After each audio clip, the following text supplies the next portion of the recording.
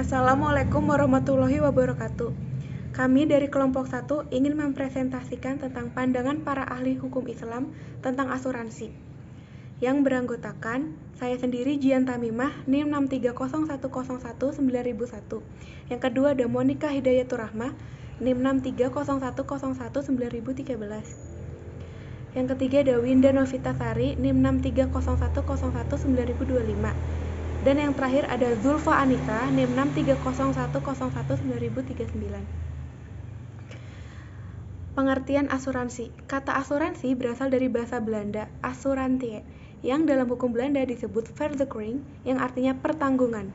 Dari peristilahan asuransi kemudian timbul istilah assurador bagi penanggung dan gesurador bagi tertanggung. Jadi, asuransi adalah perjanjian antara dua pihak atau lebih di mana pihak pertanggungan mengikat diri kepada tertanggung dengan menerima premi asuransi untuk memberikan penggantian kepada tertanggung karena kerugian, kerusakan, atau kehilangan keuntungan yang diharapkan. Kedua, pengertian asuransi syariah. Dalam bahasa Arab, asuransi disebut a'tamin, penanggung disebut mu'amin, sedangkan tertanggung disebut mu'amman, lahu atau musta'min. Mentaminkan sesuatu artinya seseorang membayar atau menyerahkan uang cicilan agar ia atau ahli warisnya mendapatkan sejumlah uang sebagaimana yang telah disepakati, atau untuk mendapatkan ganti terhadap hartanya yang hilang. Yang selanjutnya adalah landasan hukum asuransi konvensional dan asuransi syariah. Yang pertama adalah asuransi konvensional. Di Indonesia sendiri, sejak zaman kolonial Belanda, hukum perasuransian sudah tertuang dalam KUHD atau Kitab Undang-Undang Hukum Dagang, Undang-Undang, Peraturan Pemerintah, hingga keputusan kementerian yang masih digunakan sebagai acuan dasar dalam pengawasan dan pengaturan usaha asuransi di Indonesia hingga saat ini. KUHD sendiri, pengaturan asuransi bersifat umum dan bersifat khusus. Contoh pengaturan yang bersifat umum yaitu yang tertera dalam buku 1 bab 9 pasal 246 hingga 286.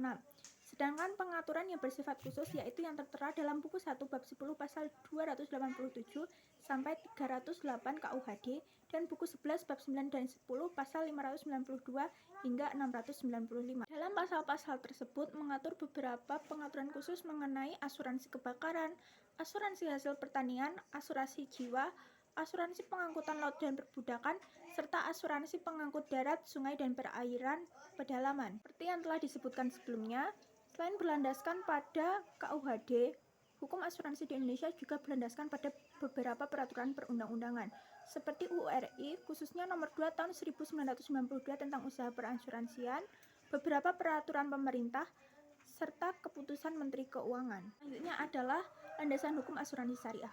Asuransi syariah sendiri merupakan perwujudan bisnis yang bertumbuh pada nilai-nilai ajaran Islam, sehingga secara otomatis dasar hukumnya pun berlandaskan pada Al-Quran, Sunnah, dan pendapat ulama dan fuqaha. Sebenarnya dalam Al-Quran dan hadis tidak ada ayat yang mengatur secara spesifik atau menjelaskan secara rinci praktik asuransi seperti pada sekarang. Namun di dalamnya terdapat nilai-nilai dasar terkait praktik asuransi. Seperti yang tertera dalam Quran Surat Al-Ma'idah ayat 2 yang menjelaskan tentang perintah untuk saling tolong-menolong dalam hal kebajikan antar sesama manusia. Juga dalam Quran Surat Al-Hisra ayat 18 yang menjelaskan tentang perintah untuk memiliki rancangan akan apa yang akan kita lakukan bagi masa depan. Juga terdapat dalam hadis anjuran mempermudah dan menghilangkan kesulitan orang lain yang diriwayatkan oleh Muslim, dan hadis untuk menghindari resiko yang diriwayatkan oleh At-Tirmizi.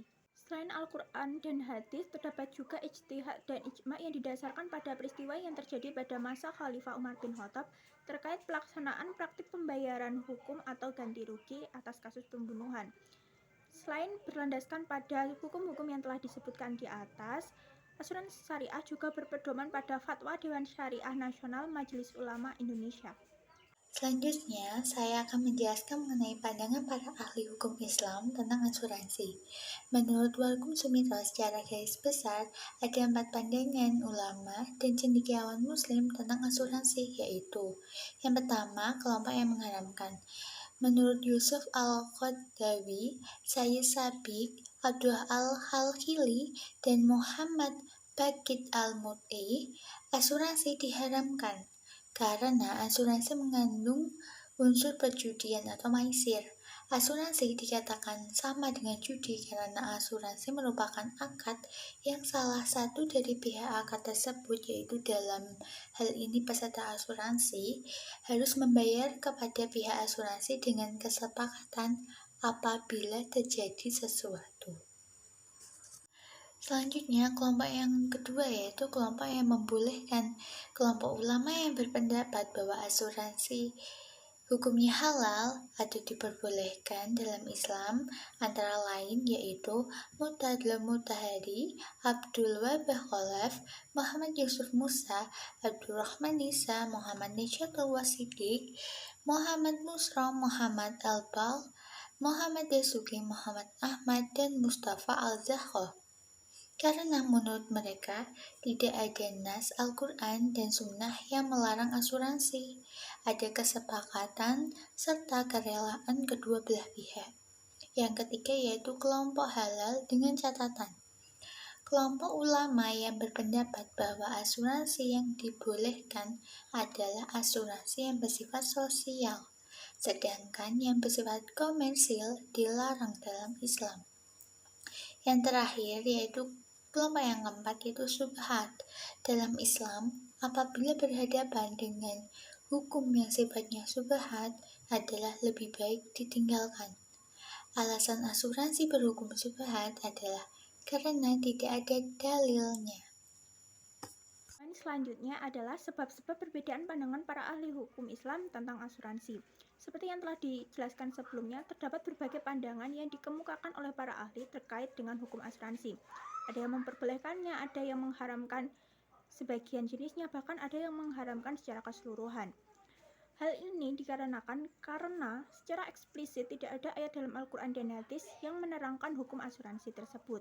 Selain itu, ada beberapa hal yang juga menyebabkan terjadinya perbedaan pandangan tersebut, seperti akad serta barang atau objek yang diperjaminkan dalam asuransi tidak jelas atau gharar. Hal ini dikarenakan objeknya bersifat tidak pasti seperti usia dan kematian seseorang.